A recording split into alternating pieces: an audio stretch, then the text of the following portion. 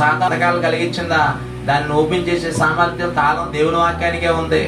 మీ విశ్వాసం కోల్పోవద్దు, దేవుని మీద ఆనుకోండి అని ధైర్యపరచాలట. ఇలా ఎవరైనా చేస్తున్నారా?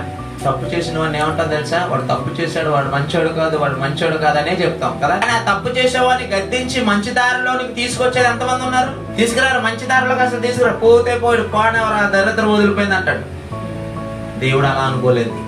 దేవుడు అలా అనుకుంటే ఈ రోజు మనం బాప్తిసం తీసుకుని ఈ మార్గంలో మనం ఉండేవాళ్ళం కాదు. ఎందుకు మరి ఈ రోజు మన రక్షణలోనికి వచ్చామంటే మనలను దేవుడు ప్రేమించాడు, ఉపకారం చేశాడు. ఇప్పుడు మనం వాక్యం తెలిసింది కదా, ఇప్పుడు మనం ఏం చేయాలి? మిగతా వారికి మేలు చేయాలి, అప్పివ్వాలి, వాళ్ళ కోసం ప్రయత్నం చేయాలి, వారిని మంచి మార్గంలోకి తీసుకురావడానికి ప్రయత్నం చేయాలి. అందుకే టైటిల్ పెట్టాం, నీవు పొరుగు వానికి దారి చూపించు వానివా, దారి తప్పించు వాడువా. అందుకనే టైటిల్ పెట్టింది.